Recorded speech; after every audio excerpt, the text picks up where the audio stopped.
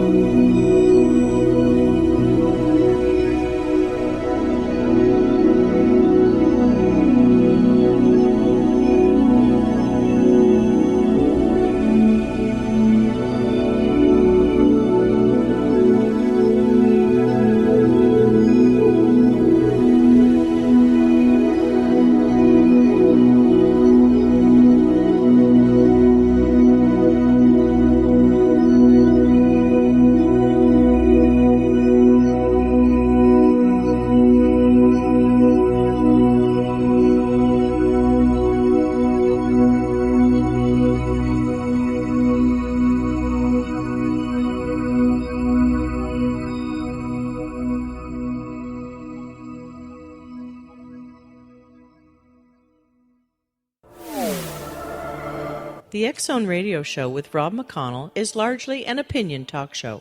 All opinions, comments, or statements of fact expressed by Rob McConnell's guests are strictly their own and are not to be construed as those of the X-Zone Radio Show or endorsed in any manner by Rob McConnell, Relmar McConnell Media Company, the X-Zone Broadcast Network, its affiliated networks, stations, employees, or advertisers.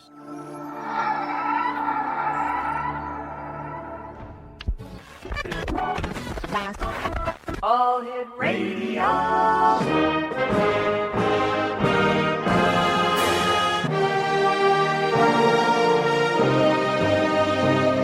Welcome to the X-Zone, a place where fact is fiction and fiction is reality.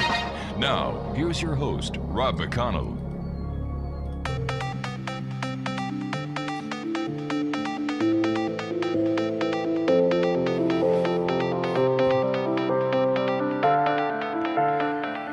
And welcome back, everyone. This is the X-Zone. I am Rob McConnell, and we are coming to you from our broadcast center in Hamilton, Ontario, Canada. And you're listening to us on the Mutual Broadcast Network, Talkstar Radio Network, X-Zone Broadcast Network, and in Europe on Radio X. You can find out all about the X-Zone Radio Show by going to our radio website at www.xzoneradio.com. And for all the members of the X-Zone Nation, you can watch the first season of the X-Zone TV show in its entirety, all 12 episodes, at www.xzonetv.com, and that's with our compliments. My guest this hour is Dr. Kevin-Randle. Anyone who knows anything about ufology knows the name Kevin-Randle. He has written a ton of books. He is regarded with the highest of respect as a ufologist and a writer. He is also he served in the military. He has the rank of colonel, lieutenant colonel, but we just call him colonel around here. And as always, Kevin, thanks very much for coming on the show. Great talking to you again, my friend. How have you been? I've been fine, and I'm coming to you from our radio network deep in the heart of Iowa. Is that the one that dispels all the myths about Roswell? Yeah, that'd be the one. Hey, listen, I'd like to congratulate you on your new book that's coming out, Roswell in the 21st Century. I believe it's going to be released on July the 16th. July the 16th, it should be available, yes. Fascinating. Any earth-shattering contents that are going to get the people either loving you more or hating you more? Well, I think that's pretty well sums it up. It's not going to make anybody happy. I looked at this as a cold case. That was a term I was searching for, cold case. And I went back through the notes. I went back through the transcripts of interviews. I went through the newspaper articles. I went through all the documentation so that I could bring kind of a fresh perspective to it. And it went in a direction I did not expect it to go. Was that good or bad? I think it's good because it gives us a whole different perspective on the Roswell case, and I think it boils it down to its essence, which unfortunately is not as robust as we had thought for quite a long time. We get to the point where there's very little documentation, most of it negative, and that we have just some witness testimony from people who were involved in some aspects of this, and not many of them who are trustworthy. I just did a thing on my blog because I just heard about this guy named Trowbridge who claimed that he had been playing bridge at the Marcel house on the night that Marcel came back with the wreckage. Right. And that he'd handled this debris, and it was the memory metal. It was like for those of you old enough remembering that Hershey bars used to have a metallic part to the wrapping of it, a thin metal piece, a thin foil piece. Right. And he said you just wad it up in your hand as tight as you could and let it go and it unfold itself. And I call nonsense on this. I had a different word in mind, but I realized we were on the radio. But I called nonsense on this because there is absolutely nothing in the record to suggest that there was a bridge game going on in the Marcel house the night that he came back with the medal. Well, here's a question for you. What was he doing at the Marcel house when Marcel was out picking up scrap on the farm? They were playing bridge. Apparently in the 1940s, this is what you did because you had radio that may have been interesting, may not. You didn't have television. There wasn't a whole lot to do, so you played bridge. And according to this guy, Trowbridge, they were playing bridge at the Marcel house, and I don't know where they got the fourth or how many people were there, but there's absolutely no indication from Jesse-Marcel Sr., Jesse-Marcel Jr., or Vaux Marcel, Marcel's wife, that they were having a bridge party that night and Jesse didn't show up until very, very late with the debris from the Foster Ranch. And I just looked at that, and I just came across that a couple of days ago. I said, this is absolute nonsense. Let's talk about this when we come back from this commercial break. Exo Nation. Kevin Randle's our special guest this hour. He's got a new book coming out on July the 16th entitled Roswell in the 21st Century. And more with Kevin Randle about his book and Roswell, UFOs, and much more this hour here in the X Zone from our broadcast center in Hamilton, Ontario, Canada. Don't go away.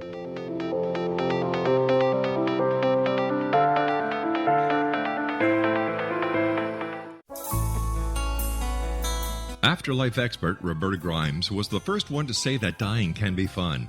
Now her best-selling book, The Fun of Dying, is available in stores worldwide. So if you wonder whether death ends life, how it feels to die, or what heaven might be like, The Fun of Dying was written for you. And if you have always been afraid of death, or if you worry that your life has no meaning, let The Fun of Dying ease your fears and bring new meaning to your life. Nothing said in The Fun of Dying is based on the teachings of any religion. Instead, Roberta draws on evidence to explain how death happens, how it feels, and what comes next. A lot of the best death-related evidence was produced in the first half of the 20th century. When it is put together with recent discoveries, it tells a consistent and amazing story. Roberta Grimes blogs and answers questions at robertagrimes.com. Her wonderful book, The Fun of Dying, is available on Amazon and at stores worldwide wherever books are sold. You're listening to the X Zone Broadcast Network, www.xzbn.net.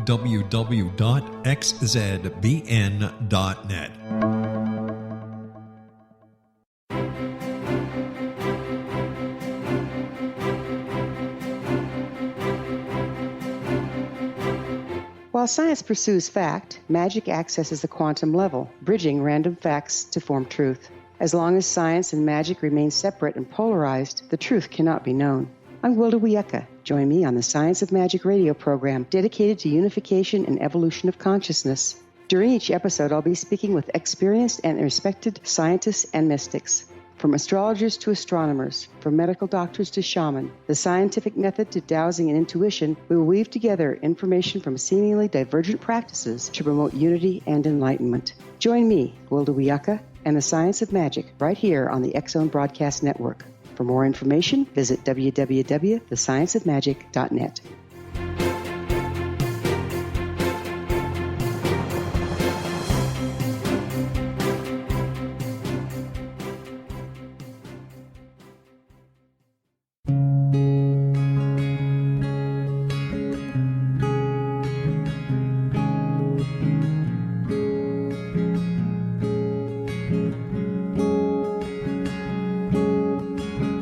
Starr began to demonstrate a metaphysical connection to the spirit world as a little girl. Her family noticed the connection, but it was a great-grandmother who told the family that Linnea was indeed gifted. The great-grandmother, who was also gifted, felt that Linnea had indeed inherited these attributes. It has been noticed that oftentimes such things are passed down through the generations. Linnea was also born with a caul, a thin white membrane across a newborn's face. Legend has it that if the baby is born with this caul, the child will have second sight, or what we call psychic abilities. Linnea Starr does past, present, and future, and has the gift of prophecy. It is written within scriptures that if you are able to give factual information, and prophecies indeed come true, the gift indeed comes from the divine realm. Linnea Starr does large interactive groups as well as private gatherings. For more information on Linnea Starr or to contact Linnea for a one-on-one consultation, visit her website at www.linneastar.com. That's www.linneastar.com.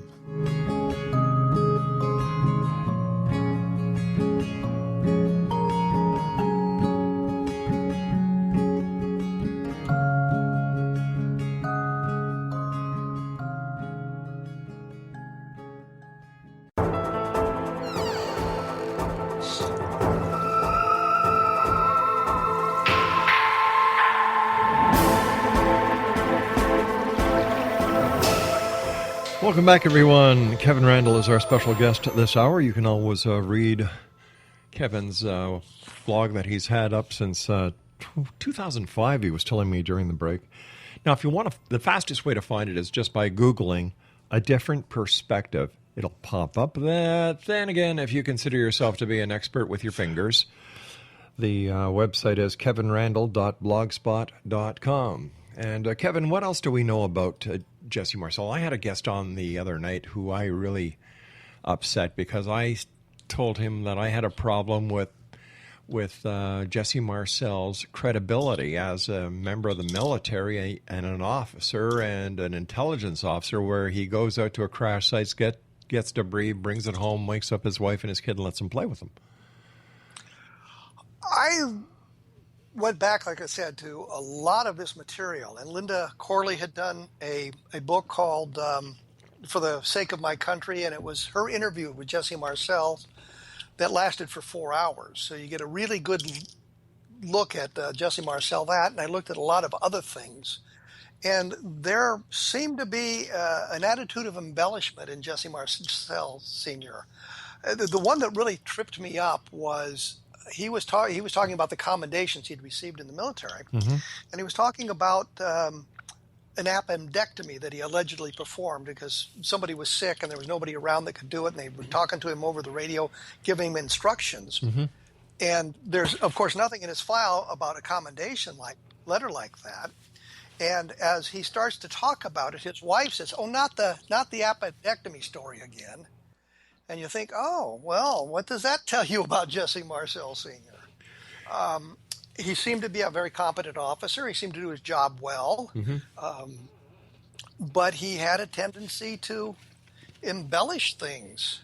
And I look at these things. He said that he got shot down once, and people say, well, there's nothing in his record to suggest that. And I'm thinking, yeah, and there probably wouldn't be unless there was something unusual about it, because I know that I blew up a helicopter on a landmine while we were while we were in Vietnam, and there's nothing in my record to suggest that. If you go to the 187th Assault Helicopter Company website and look, I think it's May 16th, 1969, you'll find that mentioned in the unit history that I'd blown up this helicopter on a landmine, but there's nothing in my record to suggest anything like that. So some of the stories you tell about what you've done in the military don't make it into the record. Can I just ask you a question about you blowing up a helicopter?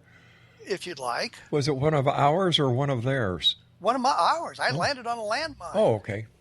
And it crushed the nose of the aircraft and blew out the chin bubbles and broke the pedals on the pilot's side. Wow. And I was able to get the aircraft out of there and took it to Cu Chi, I think. Cu Chi. What do I think it was? Took it to Cu Chi and made an emergency landing there. Wow. So, but there's nothing in my record that would tell you any of that story. And the one thing that really annoyed me about this, if you want to know, since we're off on this tangent, is so I've blown up this helicopter. Mm-hmm. We're lucky to be alive. Yep. We get to Cu Chi, and the crew and I go to the battalion mess hall for lunch. Mm-hmm. And this captain comes up to me and he says, the battalion commander wanted me to tell you he's a little bit disturbed that your boots weren't properly shined. I'm thinking, I've just blown up a helicopter. I've managed to get my crew out of there and the aircraft out of there. And the only thing he can say to me is not, how are you guys doing? Is anybody hurt? Are you okay? It's my boots aren't shined. And the thing is, we didn't shine our boots. We had people who did that for us as a agreement with the South Vietnamese. We employed people to do a lot of tasks on the base. And one of the things they did was shine our boots. So I wasn't responsible for shining the boots. And I just been in an explosion. But that goes off on a tangent, which leads sort of into another Jesse-Marcel, where he said that he had been an aide for Hap Arnold for a period of time, and there's nothing in his record to reflect that. And I'm thinking there was a period of time when he was not assigned. He was assigned to go to a school. The school wasn't starting yet, so he was kind of what we call a casual existence in Washington, D.C. And when that happens, an officer's assigned to various duties that won't appear in his record, so that Marcel could well have been a junior aide for Hap Arnold for a period of 3 or 4 weeks, and it wouldn't be reflected in his record. It would just say casual, meaning that it was an unassigned duty. I was a general's aide for 2 weeks because I filled in for the general's aide of the 442nd Tactical Airlift Group, or wing, for 2 weeks while his aide was on leave. And you'll find nothing in my record that suggests I'd ever done that. So, you have to look at these things in that respect. But then Marcel went off in other tangents where there should be a record of it. He was talking about schooling at various colleges, and we couldn't find any record of that. He said that he had flown as a pilot, and this I believe that in aviation units you oftentimes filled in other slots, so that he wasn't a pilot, but he might have sat in the co-pilot seat for a period of time, so he'd flown as a pilot. That didn't bother me, but what bothered me is his claim that he has 3,000 hours of flight time. And this is an incredible amount of flight time for somebody who is not a rated person. So there were things like that suggest that he had a tendency to embellish things a tad bit. So we have to look at all of that when we're looking at the entire Roswell picture. We have to look at that and say, well, some of this stuff you can say, okay, it's not a big deal. And some of it you have to say, this begins to move us into the realm where it's becoming a little bit unbelievable. But what about all the alleged witnesses? What about the pieces of the wreckage? Whatever happened to all that stuff? We have not been able to find any of it. The one thing that bothers me, and I mentioned in the book, is that we had been looking for letters, diaries, journals that kept by the soldiers at Roswell Army Airfield, or by the residents of Roswell, the ranchers around the area. We have not found anything. Nobody has a journal that was written in 1947. Nobody has a letter that somebody sent them in 1947. About the only thing we have is about a half a page long paragraph story from Inez Wilcox, who was the wife of the Sheriff Wilcox in 1947. And she had written a story called 4 Years in the County Jail, which is about their time serving in the Chavez County Sheriff's Office, him as a sheriff, and she was the matron in the jail. And she had written this article about that. And sometime later, she added a page that talked about the little men, finding the little men in the flying saucer. Problem is, there's no way to date that. She died in 1988, I believe it was. So it's clear that she could have written that after the publication of the Roswell incident. So it's not something that we really can get our hands on. The one thing we have found is 2 paragraphs in a Saga magazine from 1976, and it's Lydia Schleppy's story about putting the story of a flying saucer over the wire, being interrupted, and says, "Do not transmit." That's before Marcel came out in 1978, before the book was published. So we have a little bit of a record, but it really doesn't establish anything that extraordinary. It seems as if the entire Roswell story is starting to fall apart. It's been falling apart for a long time. But why do people consider Roswell, New Mexico, to be the mecca of modern-day ufology? Because it had the potential of giving us everything we needed. We had high-ranking military officers involved. Mm-hmm. There was a possibility of metallic debris. There was a possibility of the wreckage of the craft. There were the alien bodies that would prove things beyond a shadow of a doubt. There should be photographs of this and lab reports and all of this material. Most of it classified, grant you, but we could never find any trails. But it had this potential. And as we get deeper and deeper into it, we find out that an awful lot of the witnesses are making up their stories. Wow. I can't give you the name. The list of people who invented their connection to the Roswell case is quite long. At one point in, I think, 1991, I did a TV show, and I said at that point that I knew of 8 people who'd seen the bodies.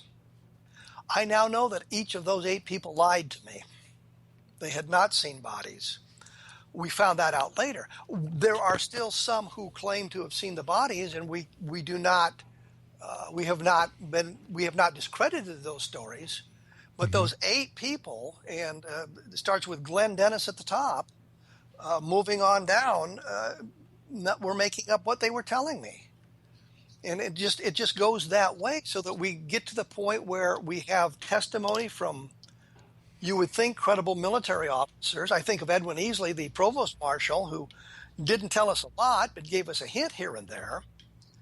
But we just don't have the things you would expect us to have if this was true. The military didn't seem to react the way you would expect it to. There's been absolutely no trail to it. About the only thing I can say is we can tell you what it wasn't. It wasn't a Project Mogul balloon. It wasn't an experimental aircraft. It wasn't a B-29. It wasn't a missile or rocket. We can tell you a lot of things that it isn't. We just don't know what it was. So, look, you're a straight shooter. You do your homework. You're a digger. Is it possible, with your experience as a military officer, a UFO researcher, a law enforcement officer, is it possible that the United States of America has perpetrated a cover-up, suppressing the information and the truth about Roswell? It is always possible, because we've seen an awful lot of things that they had done and suppressed for decades before it came out.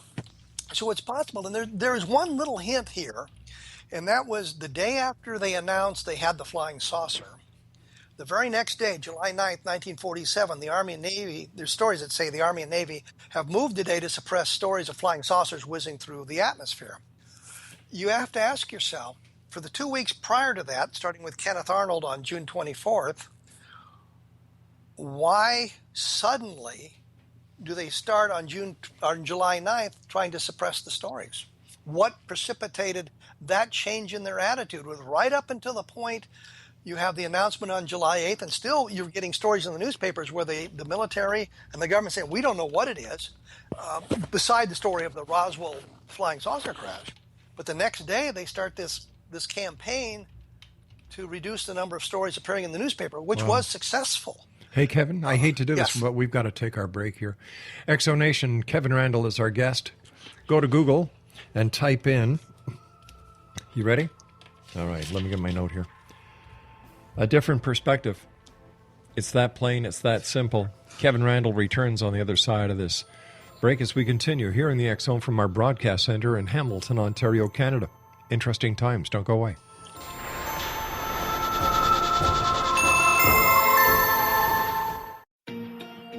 Wouldn't you love to know the secret to everything? Well then, meet Dr. Kimberly McGeorge and her cutting-edge breakthrough knowledge that combines science with possibility. Dr. Kimberly brings real-life answers and healing to those open to alternative solutions. She teaches solution-based programs and classes that will change all areas of your life forever. Specializing in conscious creation, intuitive readings, and energy medicine, you can rapidly shift health, relationships, business, and money and abundance challenges quickly. Receive her best-selling book, Secret to Everything, at no cost by going to secrettoeverything.com/X-Zone. That's right, transformation can start now. Just go to secrettoeverything.com/X-Zone and receive Dr. Kimberly's book for free. You're listening to the X Zone Broadcast Network, www.xzbn.net.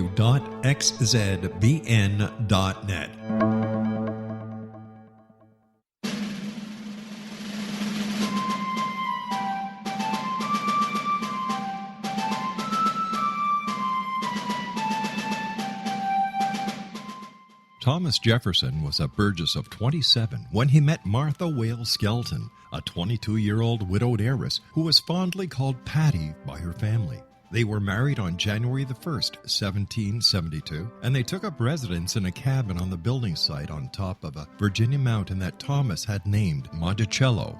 As Thomas and Patty slowly built their first version of the great house at Monticello, the Revolutionary War was heating up. Patty, with difficulty, bore 5 children, but only 2 girls survived. Thomas's political career developed to the point where he was often away from home, but after he authored and signed the Declaration of Independence in Philadelphia, he resolved never again to leave his wife. He was elected the governor of Virginia, just as that state became the Revolution's last battleground.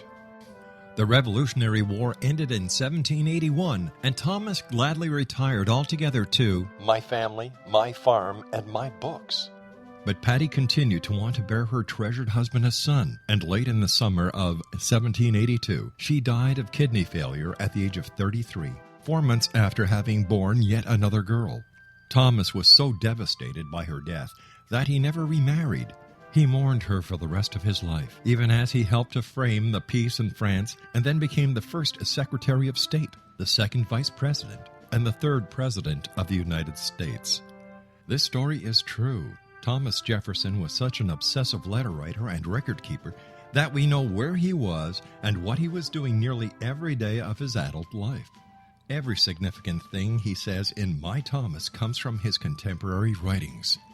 My Thomas by Roberta Grimes is now available at Barnes & Noble, Costco, Target, Books A Million, Hudson Booksellers, Kmart, Walmart, Sam's Club, Walgreens, CVS, and online at Amazon.com. You can visit Roberta Grimes online at www.robertagrimes.com.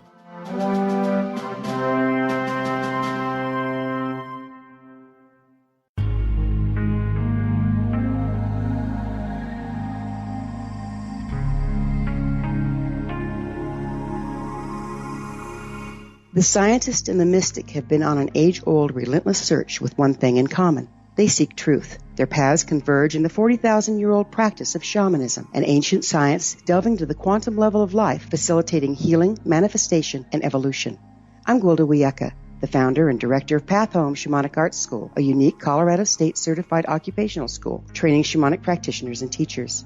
We also provide classes for empowering personal lives through shamanism. Our certification classes are in week-long segments enabling international participation, and online classes and long-distance shamanic healing sessions are available. Come discover the science of magic in the limitless world of shamanism. www.findyourpathhome.com.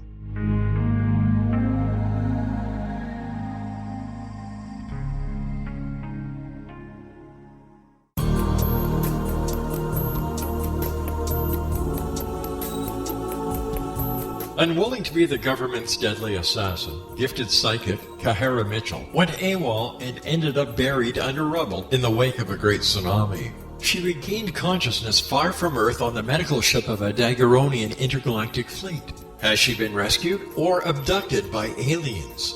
The Chalice of Carrie, Kahira O'Donnell's latest paranormal science fiction romance, is the passionate story of an Earth woman and her destined mates, twin kings from another galaxy. Kahara uses her gifts fighting alongside Lords Rom and Ra in a war that will determine the destiny of galaxies.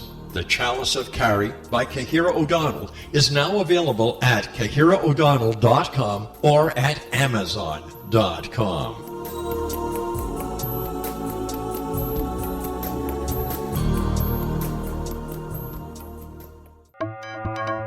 You're listening to the X-Zone Broadcast Network, www.xzbn.net.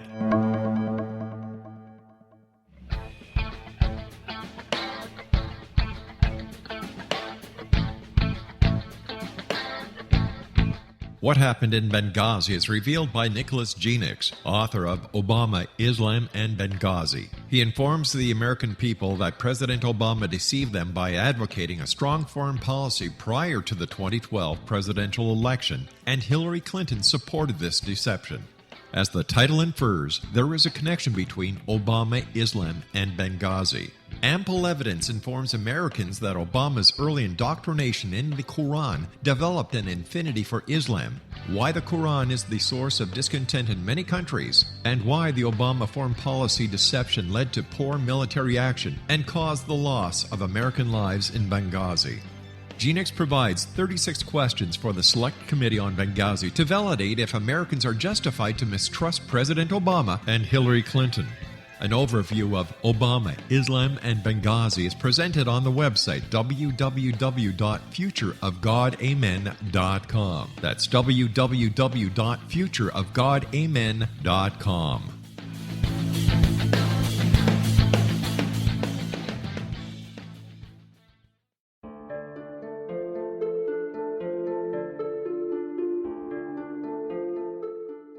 Annie Callahan, dedicated to negotiating a position for Earth within the Daguerreonian Coalition, had trained for 3 years to become an Earth ambassador. Yet, the very eve of her arrival at the capital ruling planet, she is claimed as destined mate to an oversized, mating-maddened vamp who swears he will never release her. Lord Aztaran, king of the Macian sector, has waited over 900 years for his destined mate. Having found her as an alpha vamp, he is unable to relinquish Annie, virtually holding her hostage until he can claim her. Yet Macians cannot survive without their mate's love. How could he strip her of her citizenship, her ambassadorship, and her freedom and expect to win her heart? With All That I Am by Kahira O'Donnell is the latest book in this exciting series, The Daguerreonian Chronicles, guaranteed to keep readers coming back for more. With All That I Am by Kahira O'Donnell is available on Amazon.com and KahiraO'Donnell.com.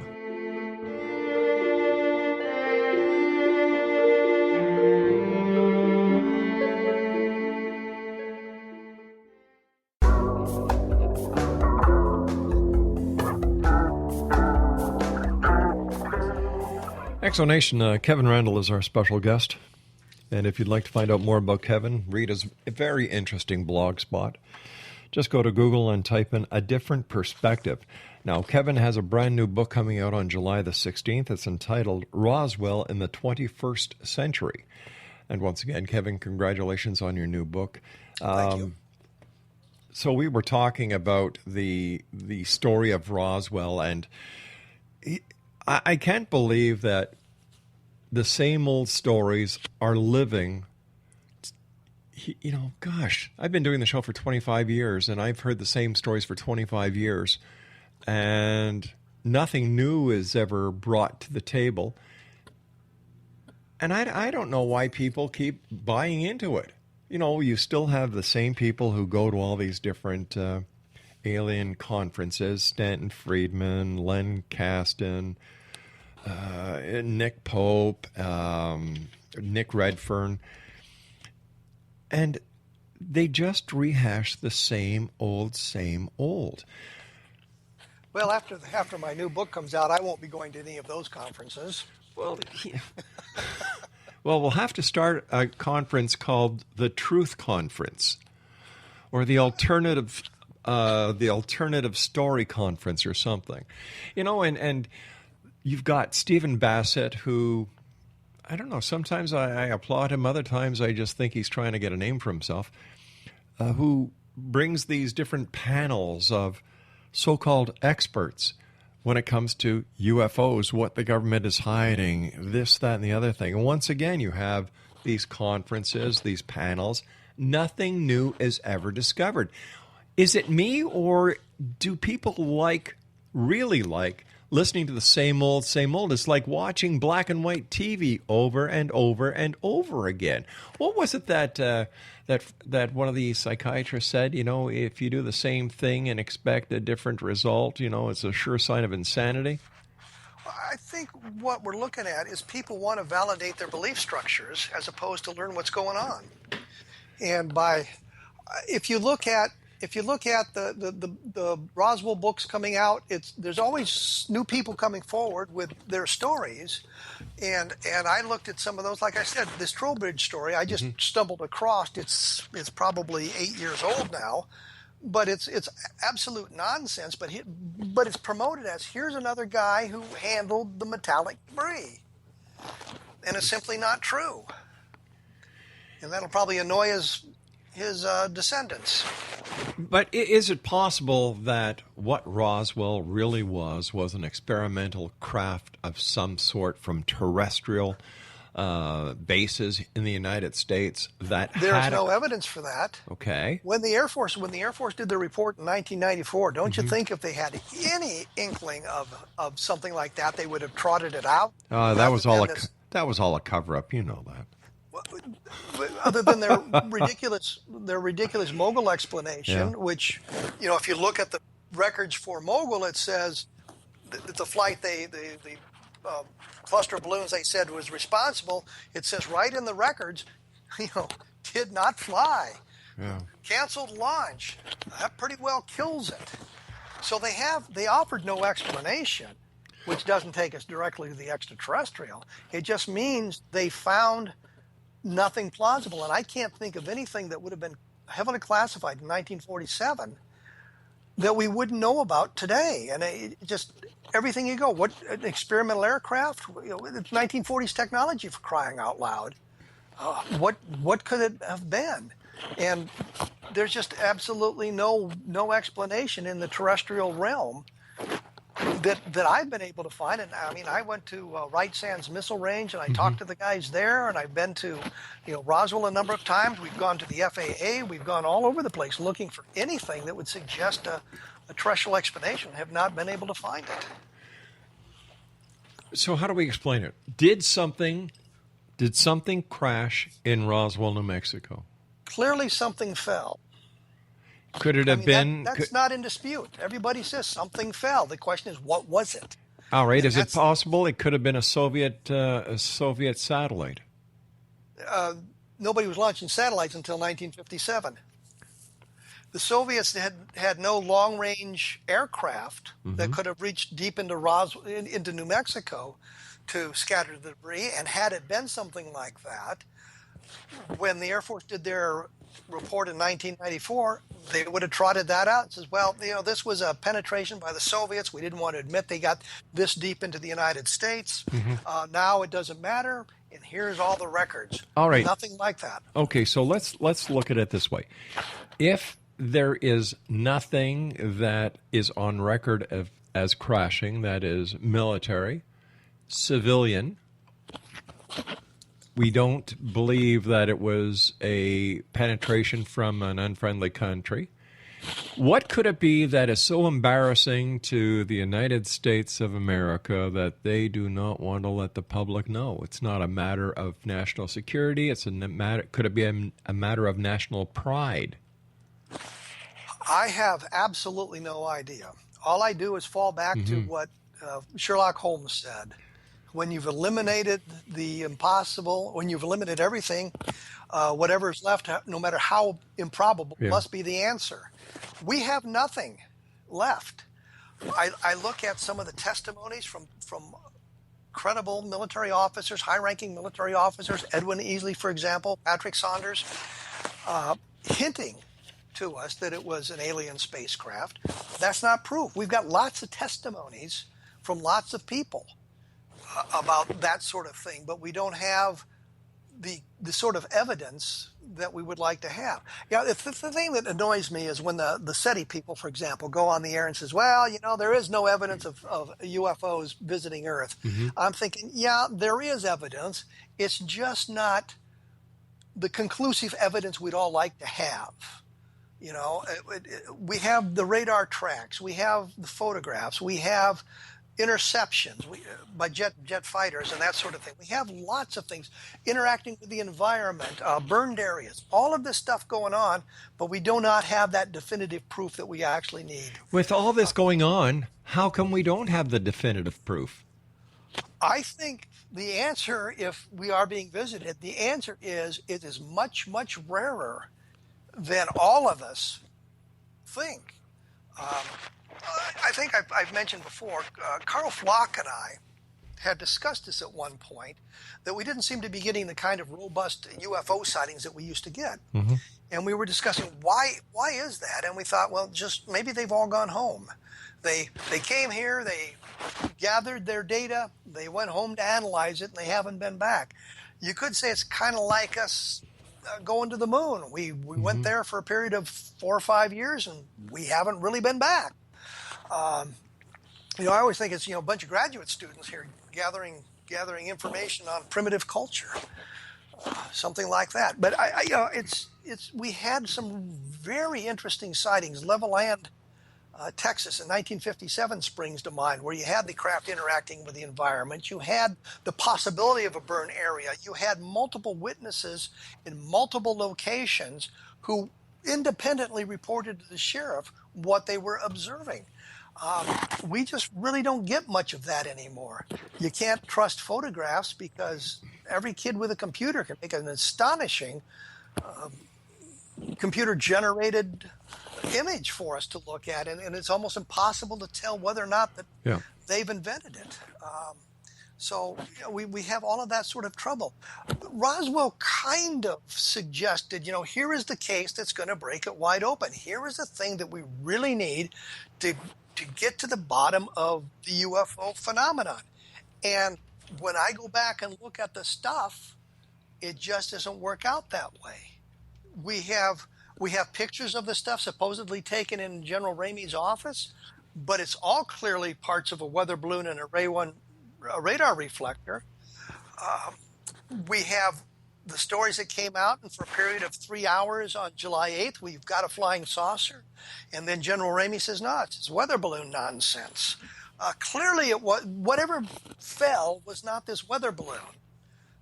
Because it would just be incredible that, the rancher wouldn't recognize it for what it was, that the sheriff wouldn't recognize it, but when you get to Roswell and you start dealing with the military people, they didn't recognize what it was. A lot of questions. Questions. I answer some of them in the book. What about the bodies, the alleged bodies? I find very little credible testimony. Most of what we have in today's world is secondhand. My father saw this, or and because we had women nurses at the hospital, we had civilian women working on the base. We have some women talking about that as well, or having shared information like that with families. But we have no real credible evidence for the bodies anymore. The people who are telling the best stories, were telling stories.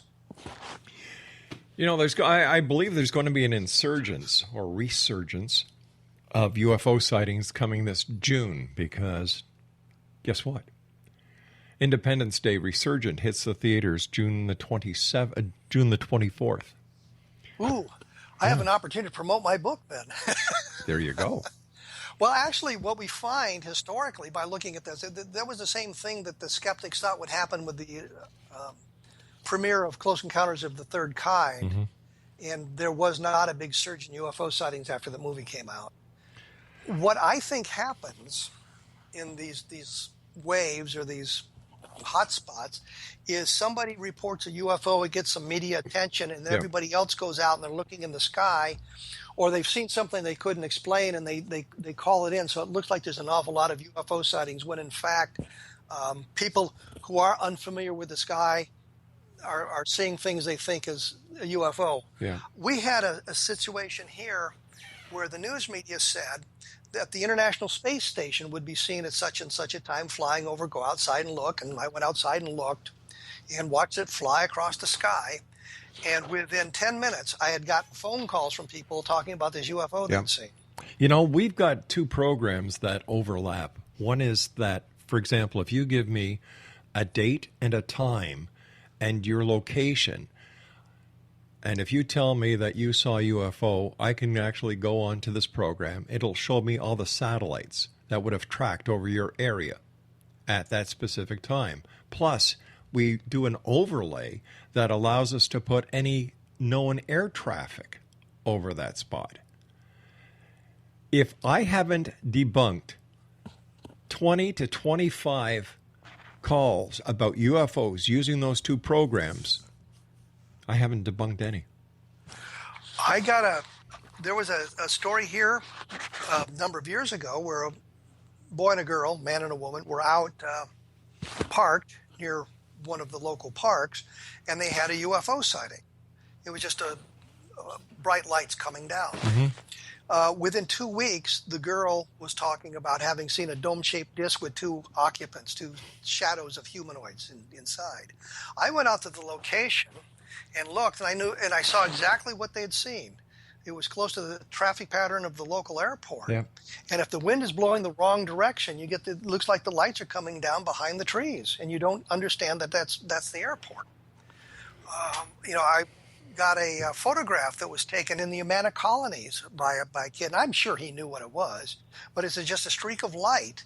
And using, 10, 12 years ago, using a computer program, we were able to actually spot the aircraft with the landing lights on in the photograph. So I know exactly what you mean. I don't know how many people have called me about Venus. People still get fooled by Venus. After all the talk about Venus and what it's done, it sometimes it's very, very bright, and you're watching it, it looks like lights are shooting down from it. Yeah. It's Venus, people. Wake up. The question that I think needs to be answered the most is, why do people need to think that we are not alone? That we are actually being visited, that what they see is a UFO, what they see is an extraterrestrial craft with people in it? Well, I think it goes beyond that. It goes back to belief structure. What is your belief structure? What do you believe? So if you see a strange light in the sky and you believe alien visitation, well, that's a spaceship. If you believe in ghosts, well, that's a ghost. That's an apparition. And I think by being involved, well, the Roswell case is the perfect example. Being involved in the Roswell case makes you somewhat special. I'm a witness to the Roswell case. I was there. I saw this, this, and this. And people come to talk to you, and people want to interview you, and your story and your name gets out there. And I think that's part of it. At the turn of the last century, there were 15 guys running around in various carnivals and sideshows claiming to be Jesse James. 14 of them had to be lying. And it's pretty clear the 15th was too. Yeah. There's Robert French, who had a distinguished military career, and he is now on the circuit talking about, well, when he was in the military in 1950 or somewhere. He was doing the altitude chamber they have to go through, and people were talking to him about Roswell. He worked on Project Blue Book, and he helped write the Blue Book. And I'm thinking, if you really were involved in Blue Book, you'd understand that was the code name of the project, and there really wasn't a Blue Book. But here's this guy, great credentials. You look at his military record, and most of the things he said about it were true. And I don't know why you need to embellish it from there. You know, I'm always asked, Kevin, we've got to take our final break in about 40 seconds, but I'm always asked by people both on air and off, why are you such a big skeptic if you keep doing this show? It's not, I want to believe, but I want to see the proof. Well, you and Fox Mulder want to believe. There you go. I never thought of it that way. You and I have to take our final break, my dear friend. Please stand by, X-Zone Nation. Kevin Randle is our special guest. And, Kevin, I don't know what you're doing, but you're causing a lot of noise. I'm sitting in my chair. Oh, all right. You're still making a lot of noise over there. If you want to find out more about Kevin, he's got a great blog site. Go to Google and type in A Different Perspective. Or you can actually just kind of Google it. Or type it in, kevin-randle.blogspot.com. He has a brand new book coming out on the 16th of July. It's entitled Roswell in the 21st Century. And Kevin and I will be back on the other side of this break as we continue here in the X-Zone from our broadcast center in Hamilton, Ontario, Canada. Once again, Kevin's book comes out on July 16th this year, and it's entitled Roswell in the 21st Century. I'm Rob McConnell. This is the X-Zone. We'll be back. Don't go away.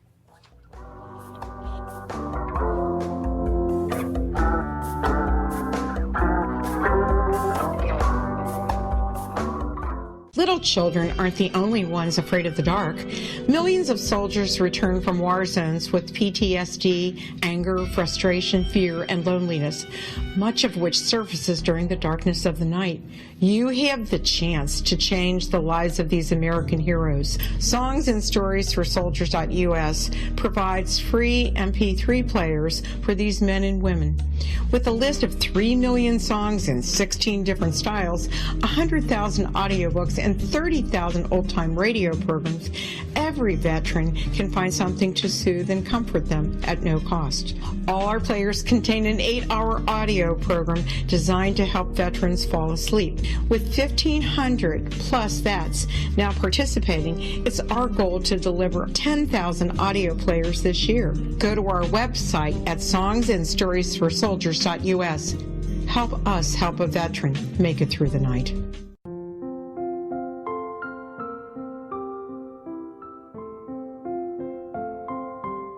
I am Dr. Carl O'Helvey, founder, president of a new cancer foundation focusing on evidence-based physical, mental, and spiritual interventions, including natural cancer cures, prayer, meditation, affirmations, nutrition, and other related holistic cancer prevention and cure modalities.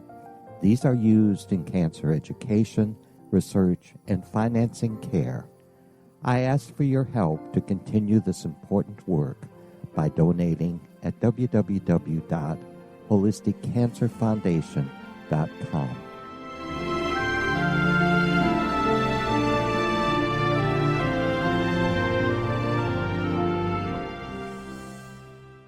You're listening to the X-Zone Broadcast Network, www.xzbn.net.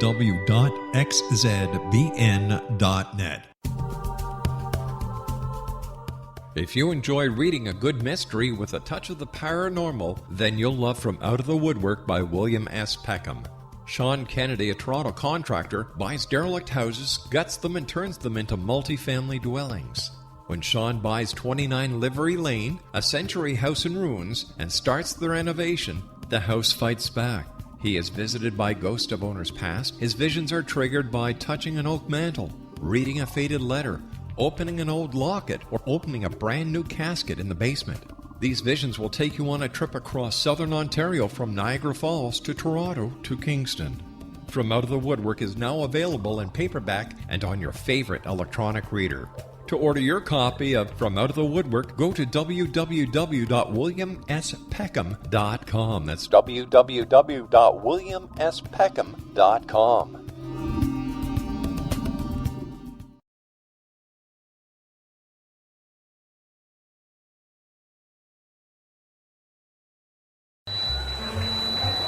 I'm not a Starfleet commander. Or T.J. Hooker.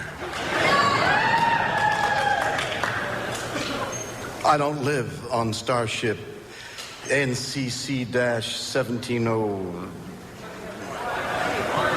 or own a phaser. I don't know anyone named Bones, Sulu, or Spock.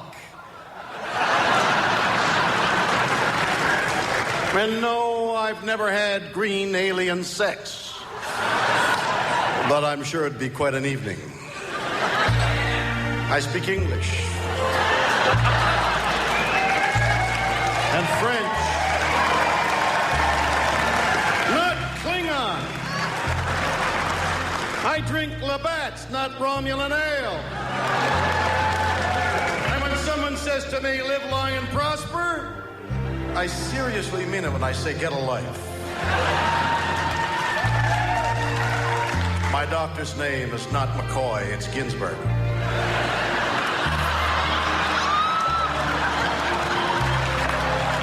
And tribbles were puppets, not real animals. Puppets! And when I speak, I never ever talk like every word is its own sentence.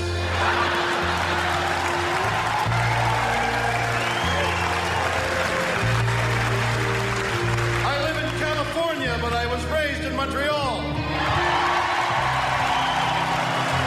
And yes, I've gone where no man has gone before, but I was in Mexico and her father gave me permission. My name is William Shatner, and I am Canadian.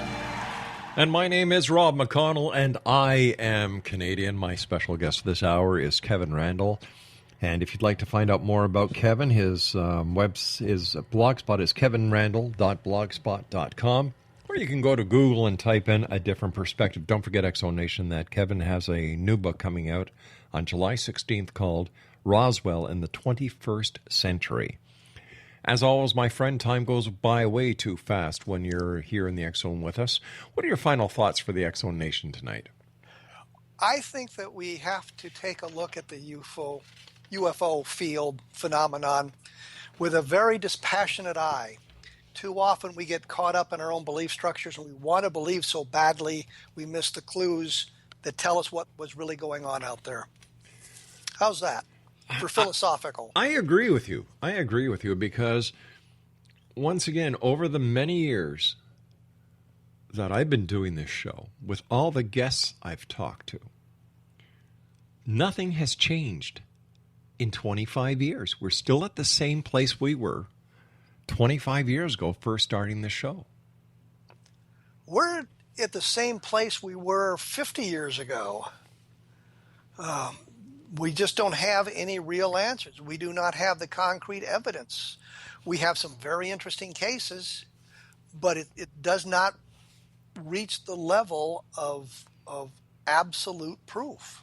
And it would seem to me that we should have something like that.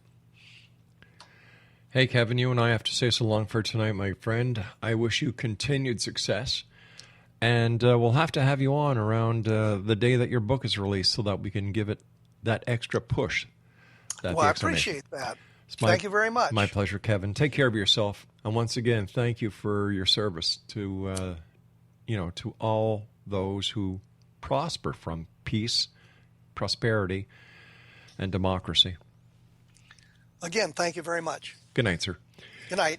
Exonation, my guest this hour has been Kevin Randle, and his website, once again, is kevin-randle.blogspot.com. I'll be back tomorrow night at 6 o'clock Eastern as we continue here in the X-Zone from our broadcast center in Hamilton, Ontario, Canada. So as I say every night, when I say goodnight to each and every one of you, always remember to keep your eyes to the sky and your heart to the light. Good night now.